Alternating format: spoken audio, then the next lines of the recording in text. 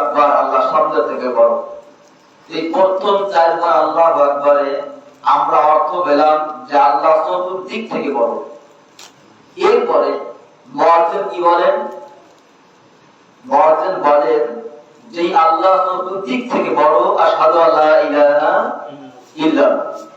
তোমাকে অবশ্যই স্বীকার করতে হবে যে আল্লাহ চতুর্দিক থেকে বড়, এই আল্লাহ ছাড়া আর কোনো মাবুদ নাই। এরপরে যদি আমি ঈমান এনেই থাকি, যদি আমি বিশ্বাস করেই থাকি আল্লাহ ছাড়া কোনো মাবুদ নাই, হ্যাঁ, তাহলে আমাকে আরো একটু বিশ্বাস করতে হবে আশহাদু আন্না মুহাম্মাদার রাসূলুল্লাহ, যে নিশ্চয়ই মুহাম্মদ আল্লাহর রাসূল, এতে কোনো সন্দেহ নাই। এরপরে মুয়াজ্জিন সাহেব কি বলেন? হাইয়া আলাস সালাহ। কি বলেন?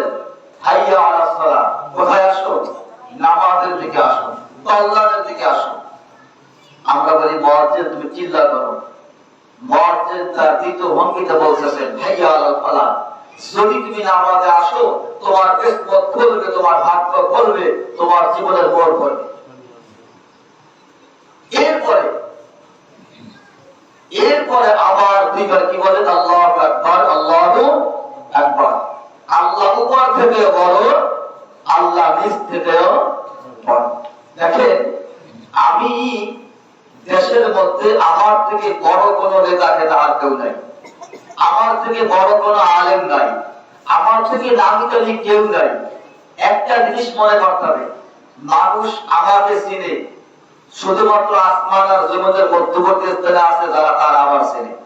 আসমানের উপরে যারা আছে তারা আমার কথায়, আমার ভঙ্গিতে কেউ নাড়াচাড়া করে। হ্যাঁ, জমিনের নিচে যারা আছে আমি হুমকি দিলে, ধমক দিলে তাদের কিছু যায় আসে? আমার হুমকি ধামকি আসমানের উপরেও কি না কোনো কাজে লাগে না। আমার হুমকি ধামকি জমিনের নিচে যারা আছে তাদের কোনো কাজে লাগে না। আমার হুমকি ধামকি কাজে লাগে কোথায়? শুধুমাত্র আসমান আর জমিনের মধ্যবর্তী স্থানে।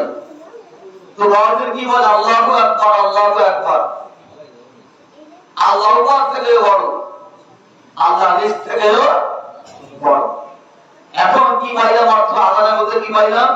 যিনি চতুর্দিক থেকে বড়, যিনি ছাড়া কোনো মাবুদ নাই, মুহাম্মদ যে আল্লাহর রাসূল, সেই মুহাম্মদ সাল্লাল্লাহু আলাইহি ওয়াসাল্লাম যেই নামাজ নিয়ে আসেন, এই নামাজ যদি তুমি পড়ো তাহলে তোমার কি হবে? তোমার কিসমত খুলবে, তোমার ভাগ্য খুলবে, তোমার জীবনের মোড় করবে। এমনকি যেই মালিক আসমান আর জমিনের মধ্যবর্তী স্থানে তোমার জন্মের পর থেকে মৃত্যুর পূর্ব মুহূর্ত পর্যন্ত যিনি তোমাকে সদা সর্বদা সুনজরে নজর দিয়েছেন, তুমি যদি মারা যাও শূন্য আকাশের যত ফেরেশতা আছে, তো ঈমান নিয়ে মারা যেতে পারো, সমস্ত ফেরেশতা আসমান আর জমিনের সমস্ত বাসিন্দারা তোমার মৃত্যুতে বিনা দাওয়াতে, বিনা মিলাদে, বিনা কদমে তোমার জন্য মাগফিরাত কামনা করবে। সুবহানাল্লাহ।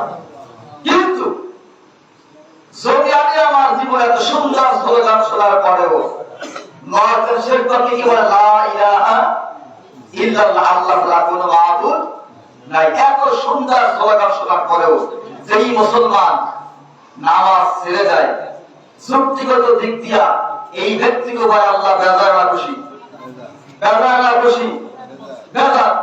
আল্লাহকে বেজার করে মৃত্যুবরণ করার পরে জুমার দিনে পাঁচটাতে জেলা দেওয়ার 50টা কাপড় দিয়া তোমার বানাবেন আর মনে মনে ভাবতেন আমার আজকের মিলাদি সবকিছু একেবারে এলাম।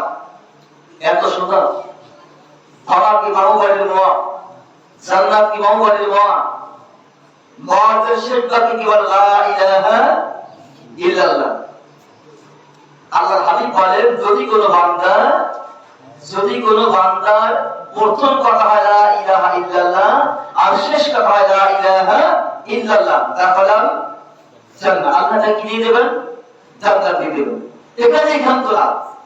যদি কোনো বান্দা মুসলমান অবস্থায় ঈমানি হালাতে 40 বছর কি পায়? হায়াত পায়, আল্লাহ রাব্বুল আলামিনের পক্ষ থেকে ওই ব্যক্তির উপর এমন একটা রহমত হয়, আল্লাহর পক্ষ থেকে এমন একটা বরকত তার উপরে আসে যে ওই ব্যক্তি উন্মাদ হয় না। কি হয় না? উন্মাদ হয় না, পাগল হয় না, দুনিয়ার জন্য সে পাগল হয় না। যদি মুসলমান অবস্থায় ঈমানি হালাতে কোনো কায়দায় কোনো অবস্থা অবস্থায় 50 বছর হায়াত পায়, আর এই 50 বছর হায়াতের মধ্য দিয়ে আসে দুনিয়া ত্যাগ করে।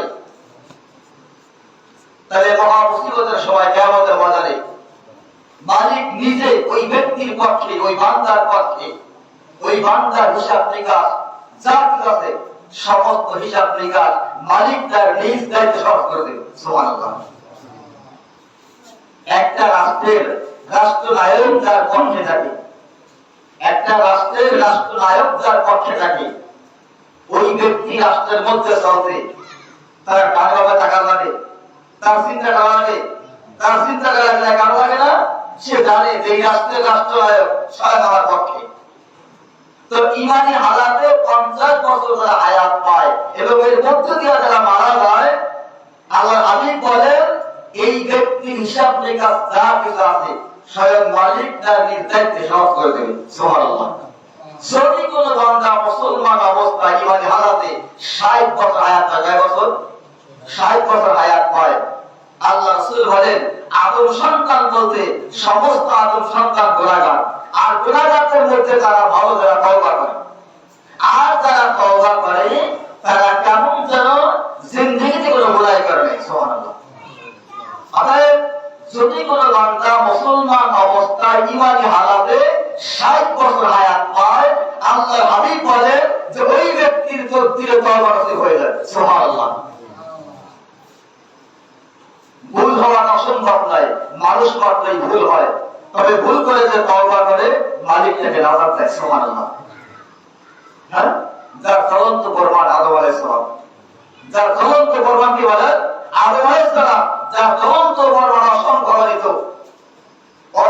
অগণিত পীর পয়গম্বর সহ আল্লাহর অসংখ্য অগণিত মাহবুব বান্দাদের তরফ থেকে পাওয়া যায়।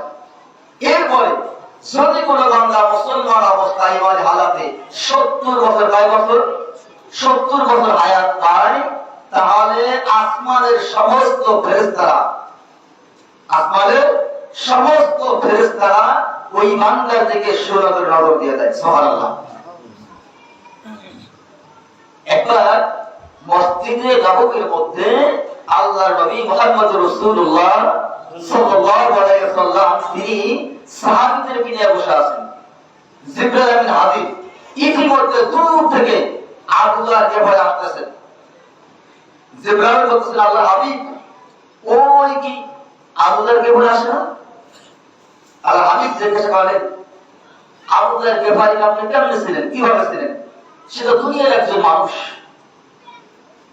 জিবরাইল বলতেছেন ইয়া রাসূলুল্লাহ, ইয়া হাবিবাল্লাহ, আবু যার গিফারীকে দুনিয়ার মানুষ যতটা না চেনে, আসমানের ফেরেশতারা তাতে বলেছে। সুবহানাল্লাহ। আল্লাহ রাসূল জিজ্ঞাসা করেন যে আবু যার গিফারী এমন কি আমল করে, এমন কি আমল তিনি করেন যে দুনিয়ার মানুষের থেকে আসমানের ফেরেশতারা তাকে বলেছে? বলে সূরাতুল ইখলাস। তিনি এত পরিমাণে সূরাতুল ইখলাস পাঠ করেন যে